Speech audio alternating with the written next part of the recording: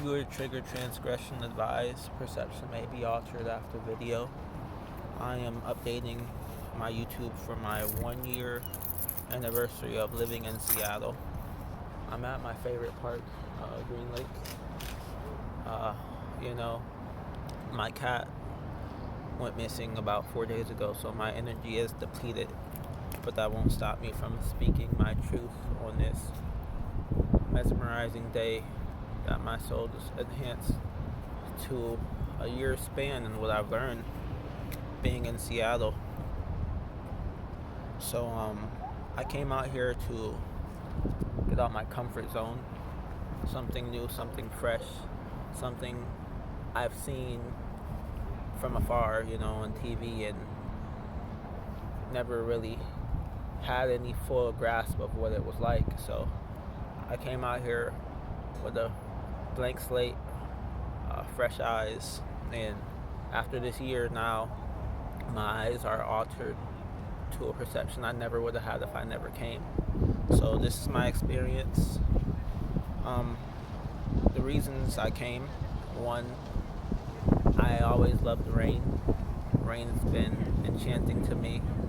I've always dramatized it. It's like a synchronization with Mother Nature. Every follicle of rain that hits the earth is like Mother Nature crying because her people are crying, and they've been crying for millennia. But more often now than ever, I'd say in the last 5 centuries. So it always puts me in a sense of reflection. And I love the rain just as much as I love the sun. I think it's necessary. I think they benefit from each other. One of the other things that brought me out here was my infatuation with serial killers.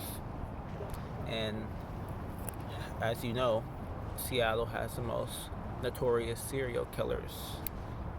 My favorite, when I say my favorite, I mean the one that has the most longing objective, is Ted Bundy. So I really had it sought out to figure out, growing up in such a place, how could you become such a devious person?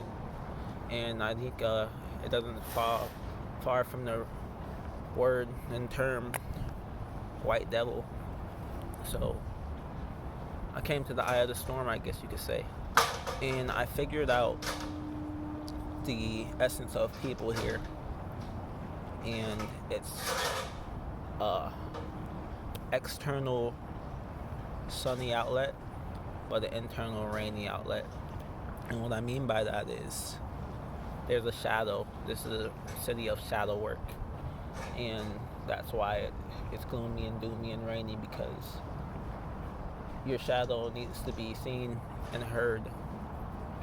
And what better way to hear it than listening within yourself? But not everybody can keep their shadow in, and that's where I bring it around circle. Ted Bundy, for example, he had white privilege. He was charismatic. He had charisma, and he let his shadow reign.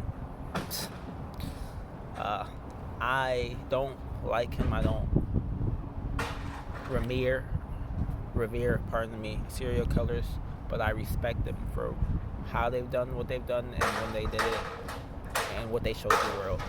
What he showed the world is that white privilege is beyond real, and the way he did it was putting up his forefront. Everything is not what it seems. So I came out here to see the people around here, just like him, growing up here. What do they have? And everything is hidden in the shadows. So ultimately, inconsistent, incognito, reptilian, camouflage. That's a couple of the words I could describe, with a rainy internal and a sunny external, to bring it around circle. So Seattle's known as a progressive city, but in reality, it's one of the forefronts, I'd have to say, for systemic racism. It paints the facade and fallacy that they're for everybody and liberal, but in reality it's neoliberal. The racism is subtle and it hides in plain sight. The women here, they're lascivious, promiscuous, and they're loving and gentle and kind. You get everything everywhere, wherever you go. That's why I mean, like, when I say these things, it's not just singling out Seattle, but it's singling out my experience in a year span. I've met women that are majorly detached, and if that's what it is, that's what it is. But I bring it around, they have the privilege of being detached, rather say, because this is what happened. The civil rights movement was the actual movement, and what white women did is they got behind of it, took a leap of faith, and basically reconstructed a matriarchy out of the oppression of people of color. And first century of it was 19th century. Then it jumped into the 1960s. Women's march, women's suffrage has been pushing, but it was also never to the degree of depression of people of color. And the patriarchy was willing to fix the women before they would ever fix the people of color. Thus brings us to today's day and age and period.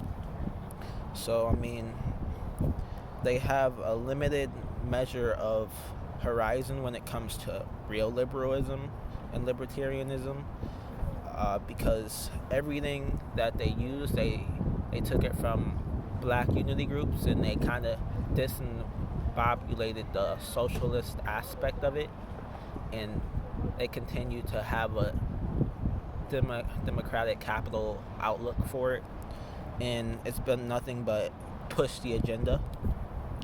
So my experience here personally, I've experienced plenty of fake smiles, crooked smiles, mean mugs, and just flat out stares like I'm from Mars. Energy speaks and it doesn't lie. So, I mean, what can I say? I think the Seattle freeze, it derives from its culture of passive-aggressive, micro-aggressive people and views of the world, thus motivating, like I said, the killers. Killers is a subjective term to me because it can be a killer of hopes, a killer of dreams, a killer of vibes. Energy snatchers, I'm aware of them, and they lurk frequently, like this guy right here. He's walking around me, and I know he's so interested in what I'm saying, and he's on his way back, so I don't care to let him hear what I'm saying. So if he wants to hear, he can gladly penguin flop right over here. So another thing I'd have to say is the homeless population. It's unfathomable and inordinate, and it's like too much circulation of hard drugs on the streets, federal benefits. It's like they expect it to cancel out or something. It's kind of ridiculous. They halfway take care of the homeless, and the other half they leave it to themselves for abuse and dissociation from society, and just they scound at them. They scound at the homeless like they're less than human, showing inferiority essence of them. So that's been cool, considering how there's so many beneficiaries of the patriarchy, and it's derived a level of matriarchy to a degree. Also, I worked at the census. I was an office operations supervisor. I worked from February, then COVID hit March, April, May, and basically during that time I was getting paid and I was working. And then after that time frame, I went back to working around, I don't know why he's here. He can walk anywhere, but he walks right next to listen to me. I digress. I worked into February, then March COVID hit. I went back to work in May till September. And I had the boss. His name was Rennick. His energy spoke racism. He hated me. He believed I was unqualified, and just was very subtly rude and disrespectful.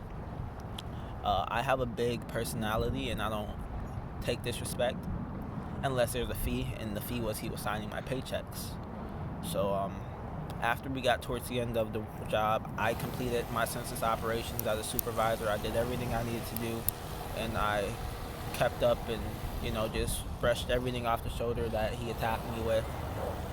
The final days, we finished operations. We were told, they say good job. A week later, I see people resigning and kind of heading out. I'm trying to work it out and make all the pay I can before the Congress says we're done with the census, because the census was all jacked up this year because of COVID. And he comes and bothers me, asks me what I'm doing after we completed the operation. I say some bullshit, because the thing about corporate America cubicle jobs is even when you're not doing shit, they want you to lie and act as if you're doing shit. But I've always derived myself of authenticity, and that's what I live by. And so I was playing the game, I said I'm doing this, that, and nerd. And then I walked out for my break. I come back and he's talking to the other manager. And then he asked me to step outside, and he's like, has this smirk of remarks on his face saying, your level of work ethic has decreased in the past days, so we're going to have to let you go. Knowing that there's a month left of work, and everybody is done doing census operations, including me. I'm a supervisor. All we're doing now is just, picking up signs and things of that nature. Not me personally, but wrapping it up, closing up the office.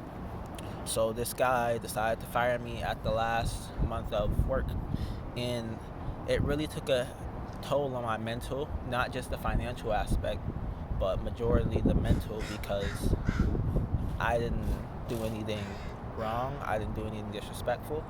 I kept my mouth closed. I minded my business, and he still found the disenfranchising, envious, malicious, devious